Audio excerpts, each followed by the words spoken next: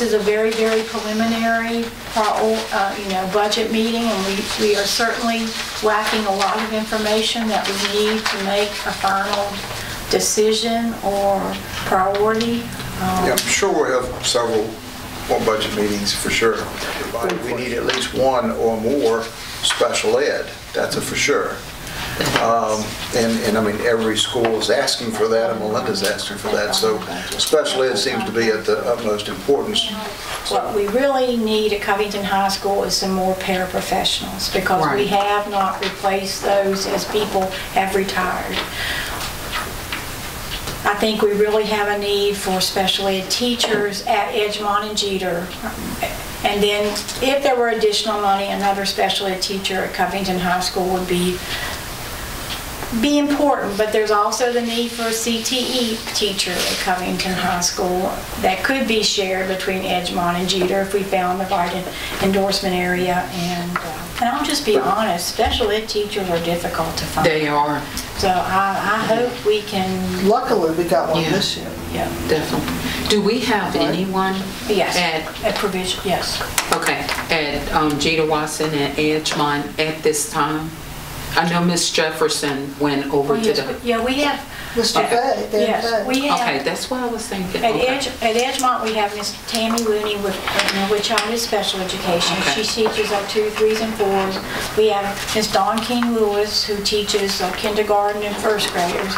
And we have Miss Susan Kincaid, who teaches 2nd and 3rd graders. You're on the sheet. Yeah, Okay. yeah. And then Jeter Watson has Mr. Dan Fay, Miss Tammy Vaughn, and Mr. Ryan Kessinger. And then CHS has 4 special ed teachers, Mrs. Jefferson, Mr. Sinkowicz, Miss Powell, and Miss Ayers. And with those, we still need additional 3. Is that what I'm hearing? Is that correct? Okay. How many special ed students do we have? 170. Still 170.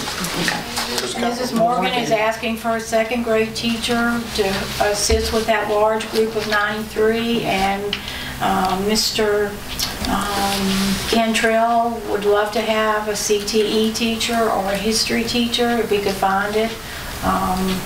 Mr. Bennett was creative with his staff, but that's not last year when we had to cut $130,000 and has made it work this year. He doesn't have any large numbers. He's only asked for an additional special ed teacher. He has not asked or considered. So the 2nd grade, and we had to move teachers already, is that something we can do to cover that? Not now, because we did not replace a teacher last year when we had to cut to $100,000. Right. We didn't cut any positions, we just didn't fill a position. So we're in a pretty desperate need for a 2nd grade teacher. Okay. And of course, she'd really like to have a transition kindergarten to teacher too. So there's a lot of concerns and needs, and we are growing, and we need to support our... Definitely. Okay, and then the CTE teacher that we believe could be flexible depends on what the program is. He could work with some Jeter Watson students. We have lost some technology program at the high school. So as we look to improve on that, and basically, we've had a half-time position, a part-time position at that. So it's not a huge increase going to full-time, but it is because it's not factored in the budget. And we've had some discussion on that, and we will go and kind of where we thought with this would go with our priorities on needs on these big things, and then there are a lot of the small things, potentially, we talked about the last meeting, asbestos. We may be able to start on that with some funds that are coming this year. We may be able to do some parking lot work, some of the classroom equipment that you're thinking about, maybe some of this year's funding. So probably before you have a good idea on savings, we're a ways away from that, but we do know that we'll have some additional funding coming. But I think we will. I mean, obviously our revenue was based on 965 and we're at 988, so if we have 15 to 20 kids, we will have money to do some of those capital projects at the end of this year. I'm feeling pretty confident about that. So we're going to go ahead planning, like with the asbestos. Yes. We're in place to hopefully get an estimate on that we could have that completed by the end of this year with current funds. Well, and one of the things I don't want to discount or forget about was that the presentation that we heard last Yes. week about The athletic, athletic right. budget. Right. And if, as I suggested then, if we could do something, to help with those officials' fees,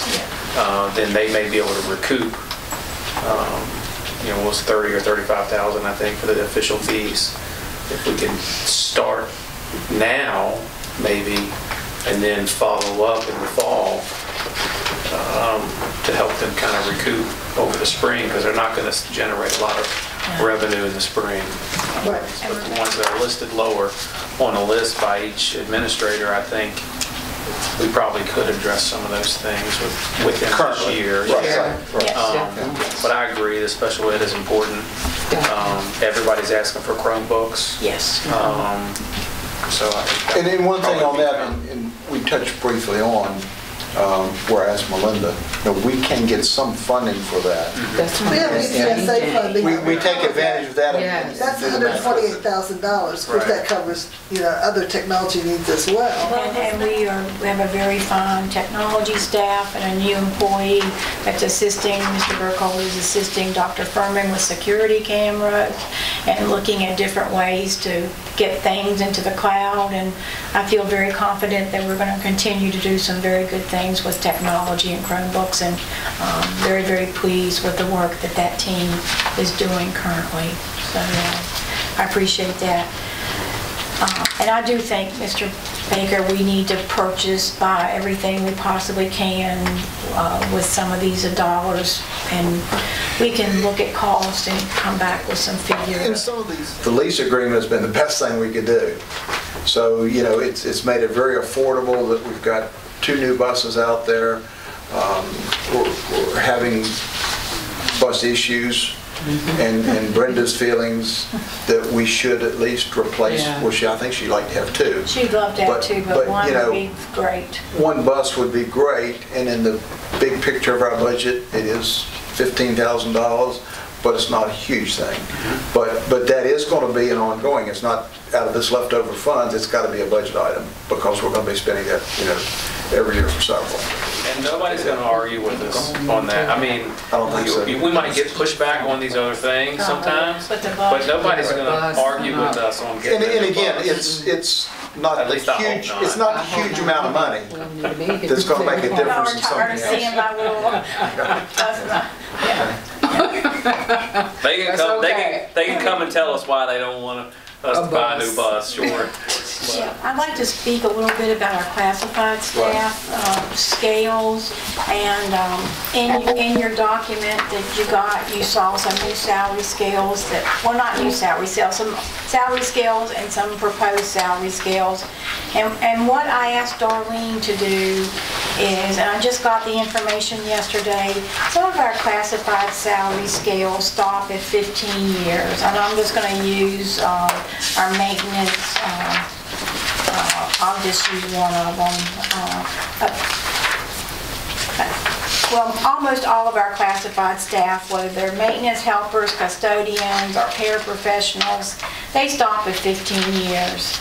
And most school divisions extend their classified staff up to 25 or 30 years, because we do have faithful employees that work for us, and at 15 years they don't get another increase. So Darlene has worked on some. I haven't looked at them carefully with Rebecca and Darlene. I'd like to bring those back to you and show you. We would like to see how much money it might cost to extend those scales. I am concerned, and as health insurance costs go up, some of our employees don't get any additional money, or sometimes they've lost money because the health insurance has gone up. So I'd like to take a look at that. I probably would have Darlene come at one of the budget sessions and talk about these salaries. And Rebecca and I and Darlene need to see how much it would cost if you all did approve a new set of classified salary scales. They have not been increased since 2011, except for a few things that have happened. There was a big push to do a 3-phase in of updating our classified staff. And the recession hit in 2008, and we've done what we could. But I think those people need to be compensated appropriately as well. So I agree with that. I'd like to bring that back to you all with some more information. And we have some wonderful people. We have paraprofessionals that have worked for us for 25 years, bus drivers and custodians, and they work hard too. And I'd like to see about what we could do to possibly compensate them this year. And the thing we need to look at, we do something for them if there's the major that we're working in another 2 years, we need to make a commitment in doing that, if that's what it takes. Yeah. You know, it's been really good what we've talked about tonight, and and I think Rebecca, I'll ask what I see looking at the special ed teacher, and conceivably second grade teacher. When I looked at this 196 that we have remaining, 126 of that in special ed would get us 2 teachers, and the remainder probably gets us a second grade teacher. Depends on what levels those 3 go in, so that 196 is suddenly committed. A number based on the previous year, they'd given us a number last year, and at the last minute they cut 130,000. So Rebecca has based that on what we actually got from them last year after they cut 130,000. So it would be great if they could revert back to that number before that, and we could get some additional funding. Again, the state is still up in the air. I mean, and that could vary by a lot. If our health insurance were 5% instead of 10, you know, we're sitting here with nearly $70,000 difference that it could be. Those things we don't know, so all we can do is kind of forge ahead with what we want to do and cut our priorities down to the most important, and then try to work out when those numbers come in place, because last year we put every one of those things in place and they got cut. And in a previous year, at the last minute, way too late, the state cut us.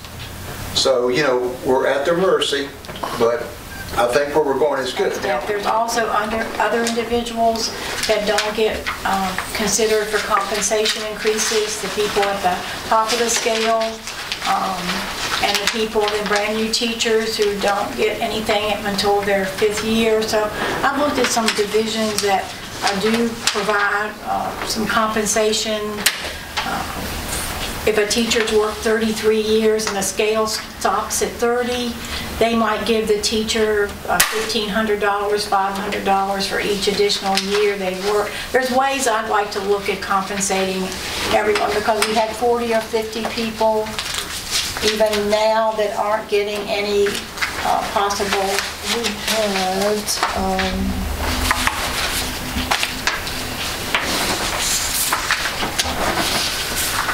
We had 21 people, I think, at the top of the scale, at the top of their respective scales, and then we had, I think, 17. That's what you told us last time. That 21 and 17. That's about 40. Yeah. of the new, haven't been here 5 Yeah. years.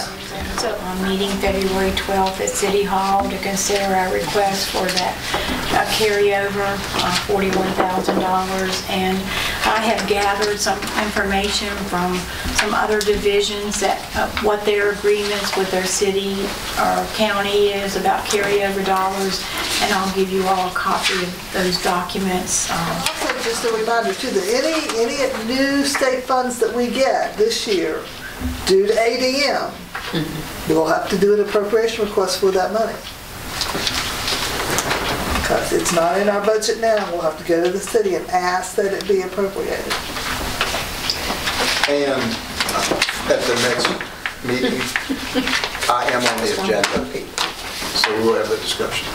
So, can you say that one more time? Say it one more time. It's our, It's our It's our money. money, but it goes. It is money that the state gives to the school. But all of our money goes through the city. So if we're going to get more money than is in our budget, the city has to appropriate that money. We have to ask. We have to ask for it. That's correct. Yeah. So And it could be let's significant just to say that you didn't ask. What do they do with that money? They keep it. They keep it. But the state sent it for the schools, That's correct. They keep it. They keep it. and that's legal? Oh, it absolutely is, because, I mean, you have to do an appropriation. The money has to be appropriated. If it's not appropriated, it's not, it can't be spent.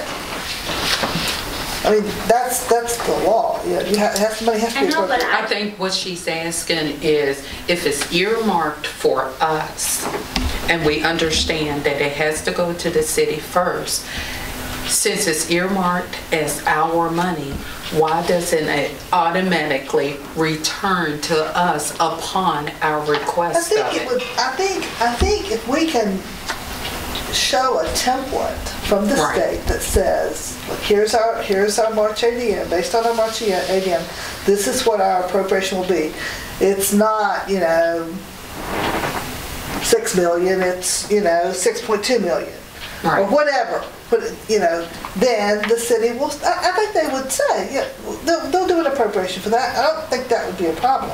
Okay. Well, I Is think it we're running into the anything- problem with this is when we're asking for money that we didn't spend at the end of the year. But during the course of this year, you think it might be easier to get that money appropriated? I think, yeah. But they did come up with the problem last year where there were additional funds from lottery money that we weren't able to Right, keep. but I mean, we'll have other money. We'll have security grant money that's not in the budget that we have to ask for appropriation for. We have Bureau of Virginia money that we got additional funds. We had got an additional Title I. We'll have to ask for appropriation for all those monies. But there has been some discussion on putting a plan in place That's to make what I that was go gonna smoother. ask. Okay. Could